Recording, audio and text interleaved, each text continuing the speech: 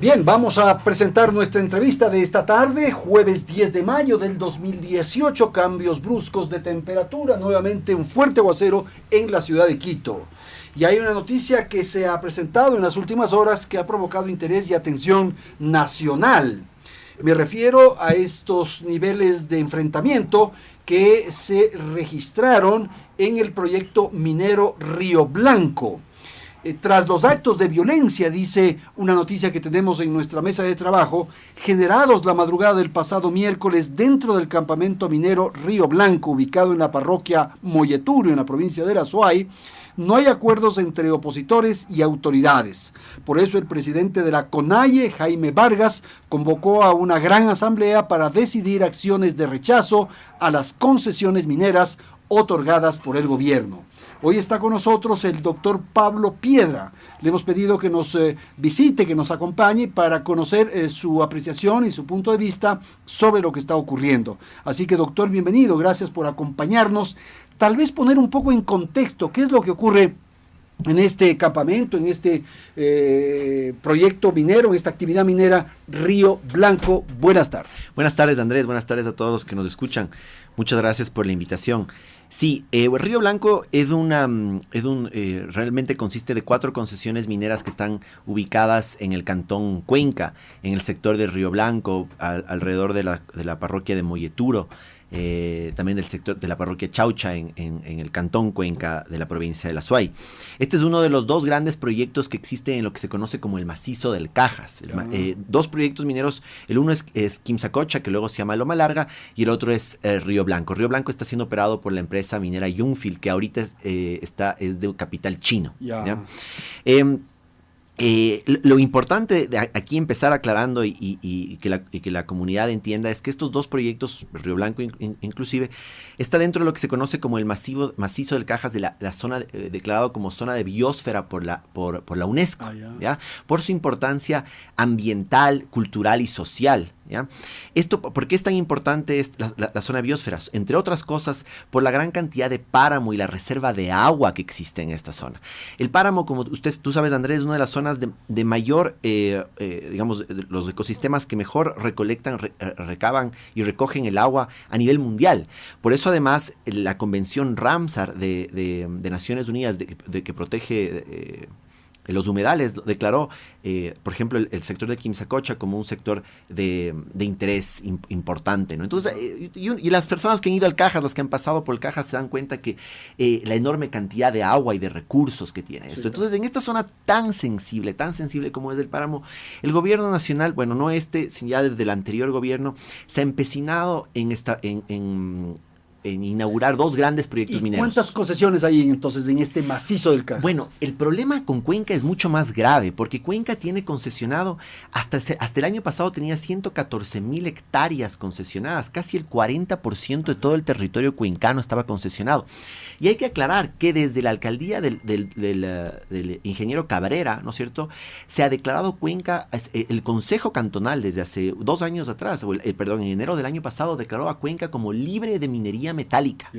O sea, es decir, aquí hay una realidad muy compleja, que ahora estalla por lo que ha sucedido en estas últimas semanas, pero que ha sido demasiado compleja por la conflictividad social que ha generado estos proyectos mineros. La ciudad de Cuenca, las parroquias de Cuenca, las comunidades rurales de Cuenca en general, hay una gran oposición a la actividad minera. La última consulta popular que hizo el presidente de la República, que tenía referencia con el problemático minero, en el cantón Cuenca fue donde mayor apoyo tuvo esa pregunta, es decir, donde la mayor cantidad de gente se pronunció a favor de prohibir la minería. ¿Cuántas hectáreas están concesionadas entonces? En la actualidad hay... Pero en la provincia en general. En el cantón. Solo en el cantón. Solo en el cantón. ¿Cuántas? En la actualidad este año pasó a 114,000, ahora se redujeron a 73,000. Ya. Esta fue una de las razones por las cuales el ministro Córdoba sale del ministerio, recordarás. Sí. Porque el ministro Córdoba, había un gran festín minero en el país y el ministro, muchos de sus funcionarios que en la actualidad siguen trabajando en el Ministerio de Minas también, empezaron a entregar a diestra y siniestra concesiones mineras. El presidente razonablemente se da cuenta de lo que está pasando esta dicen que fue una de las grandes razones por las cuales el ministro Córdoba, cuencano además, contrariando los intereses de su propia ciudad, decide actuar de esta manera y lo retiran de su cargo. Ahorita hubo un retroceso y en la actualidad existen 73,000 hectáreas concesionadas. Ya. El problema es que la mayor parte de estas 73,000 hectáreas concesionadas está en la vertiente, en las cuencas occidentales. Que son las cuencas que entregan que generan el agua para el Cantón Cuenca. ¿Ya? Entonces, esto ha sido de una extrema preocupación, tanto del municipio de Cuenca como de las comunidades, de las parroquias, etcétera, pero también de ETAPA. ETAPA, la empresa de agua potable y saneamiento del Cantón Cuenca, ha sido un tenaz crítico a estas concesiones mineras que se están dando en la actualidad. Entonces, en general, en Cuenca tenemos una conflictividad y una problemática minera tenaz.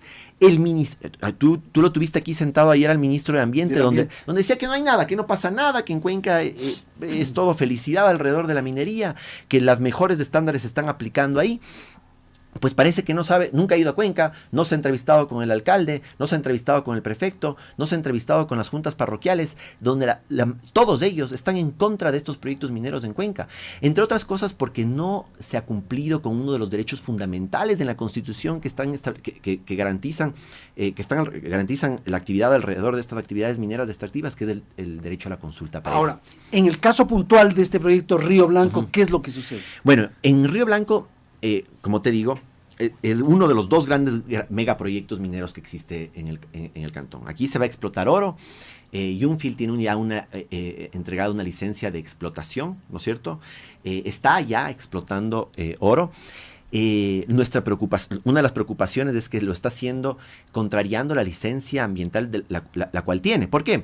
Porque la licencia ambiental determinaba que el procesamiento del material que se extrae del Río Blanco iba a ser procesado en la mina, pero todavía no están construidas la infraestructura necesaria para generar eso. Sacando de ahí, llevándolo a Ponce Enríquez y de ahí generando la exportación a China. O sea, que se ven pasar constantemente camiones, volquetas llevando. Claro, todavía no está en actividad plena. O sea, en actividad plena, exacto. Pero ya están explotando, ¿ya? Entonces, sin embargo, el origen de esta concesión minera recae en el supuesto cumplimiento de la consulta previa a las comunidades que no se ha dado. Lastimosamente, desde el gobierno de Rafael Correa, aquí se suplantó la consulta previa con lo que se denomina los procesos de participación social. Los procesos de participación social no son más que reunir a las personas que alcancen en un cuarto, hacerles firmar, decirles, miren, aquí vamos a hacer esto y ya está. El propio Sistema Interamericano de Derechos Humanos, la Corte Interamericana de Derechos Humanos, ya ha sancionado al Ecuador, por ejemplo, en el caso Sarayaku, por incumplir los requisitos establecidos por la consulta, que se deben exigir para la consulta previa, caso que no se ha cumplido aquí en Río Blanco.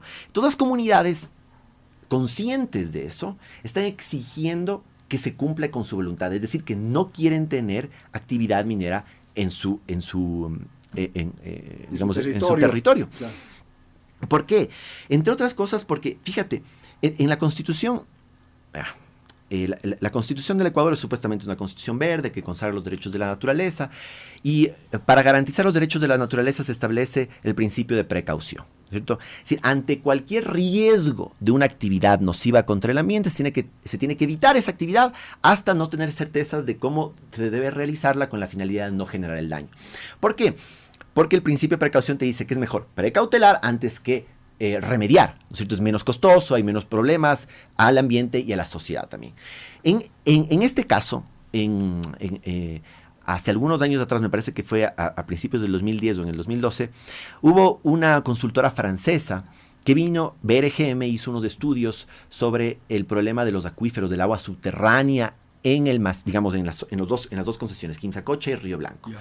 Y determinó que los estudios que se había hecho hasta entonces eran insuficientes para determinar si la actividad minera que se iba a realizar iba a ser nociva o no con estos acuíferos. Entonces, el GAD Municipal de Cuenca, tomando esta iniciativa, decide contratar, pedirle a Etapa que contrate estudios con la Universidad de la SUAY y la Universidad de Cuenca para determinar fehacientemente cuáles pueden ser los riesgos de los acuíferos subterráneos, porque el páramo, tú sabes, recolecta el agua y tú no ves, bueno, en el caso del Cajas tú ves a veces las lagunas, hay cientos de lagunas, pero sale por otro lado. Pero el agua está por debajo, claro, ¿no es cierto? Aquí las personas que han ido al Cotopaxi, han ido a manantiales, ven como el agua sale por debajo y brota a la superficie, ¿no es cierto? La gran cantidad del agua en el páramo está por debajo de la tierra.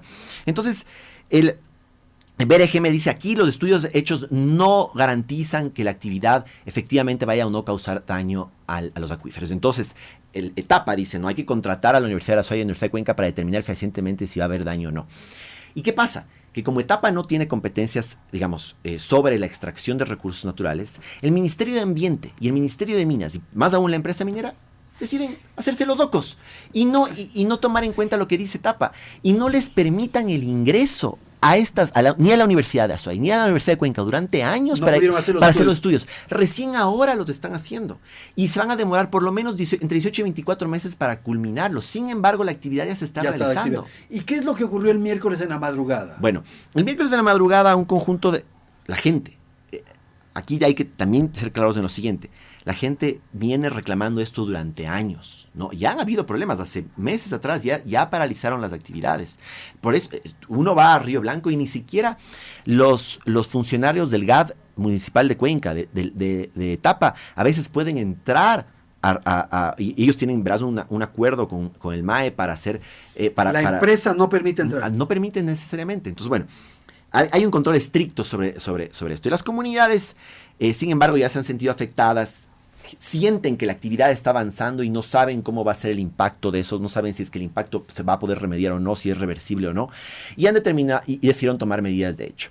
Al parecer, se tomaron el campamento y ante la presión por parte de las fuerzas de seguridad para que dejen esto, antes de retirarse dejaron quemando el campamento. Por supuesto, estas son medidas violentas que no se justifican. Sin embargo, hay que entender el contexto de todo esto. No es que de la noche a la mañana, de buenas a primeras, la comunidad amaneció como loca a quemar el campamento. No es así. Vienen reclamando durante años y vienen reclamando el ejercicio de sus derechos. Derechos que el Ministerio del Ambiente y el Gobierno Nacional no son capaces de garantizar. Entonces, ante esa inactividad, digamos, indolencia por parte del gobierno nacional, ellos han decidido tomar medidas de hecho. Entonces, el problema es que la actividad extractiva en el país, desde que se extrajo el primer barril del petróleo hasta ahora que se inaugura la política minera, consiste en clientelismo, es decir, ven acá, yo te doy lo que tú quieras, quieres una cancha de fútbol, quieres esto, quieres trabajo, yo te doy lo que tú quieras, pero déjame generar esta actividad. En incumplir los derechos verdaderos de la consulta previa y si es que esto no funciona, en la represión. Entonces aquí vemos cómo la actividad clientelar de la empresa y del gobierno nacional ha estado fallando acá. Esto ha generado que rebrote en ciertas comunidades digamos, un ambiente negativo en torno a la actividad minera, se generan estas acciones de hecho y como consecuencia haya una militarización. Miércoles, ahí de lo que yo pude leer en alguna nota de prensa, señalaba que los trabajadores de la empresa lo habían retenido, en fin, por ejemplo, sí, a Carlos Pérez Huartambel. Exacto, es que... a Yacu Pérez. Así es, Yacu, como presidente del Ecuador Runari, estuvo presente además. Él ha sido un ferviente defensor del agua y de las comunidades en estas zonas, particularmente de Río Blanco y de Quimsacocha. A él lo retuvieron los trabajadores de la empresa minera, con la ayuda tal vez de algunas comunidades que están a favor también de la minería, porque hay una división. Claro. Porque la empresa y el gobierno, su estrategia es dividir a la comunidad. Lo retienen, al parecer lo golpean y horas más tarde lo liberan. Entonces ha habido aquí digamos, actividades violentas de lado y lado. Para refrescar la memoria, recordemos que en el 2015, me parece, pues fue hace casi 2 o 3 años atrás, los comuneros de Girón, alrededor del proyecto Quimsacocha, recogieron las firmas requeridas para celebrar una consulta previa para decidir si es que había o no minería. El Consejo Nacional Electoral, nosotros estuvimos ahí presentes, le avaló estas firmas. cumplieron con las firmas y la Corte Constitucional lleva suspendida el dictamen de constitucionalidad de esa consulta por más de 2 años, casi 3 años, sin que la gente se pueda pronunciar las comunidades que están alrededor de Quimsacocha si es que quieren o no minería. Eso es lo que está sucediendo en esta zona. No se permite a las comunidades de expresar su verdadero sentimiento. Las mineras están tratando de ganar tiempo para tratar de comprar de alguna manera la voluntad de estas comunidades, ganarse, dividirlas, enfrentarlas las unas con las otras y de esta manera generar el ambiente social que les permita generar la comunidad. Pero en Cuenca, en todo el cantón Cuenca, porque además la ciudad de Cuenca está muy alerta frente a esto, porque saben que el agua que los riega, que les alimenta, que los baña, depende de la no contaminación de las cuencas del río Tomebamba y del río Yanungay, que están siendo afectados, que pueden estar siendo por la actividad en Quimsacocha, y las comunidades rurales de Cuenca también por las cuencas del río Blanco, que además, si se contaminan, podrían afectar la cuenca del río Guayas también. Listo, doctor. Muchísimas gracias entonces por esta explicación, esta lectura que usted nos ha proporcionado sobre los acontecimientos en Río Blanco, en esta actividad minera en la provincia de La Suay, concretamente en las cercanías de Cuenca. Ha sido Pablo Piedra quien ha estado con nosotros. Hacemos una pausa y volvemos en un instante.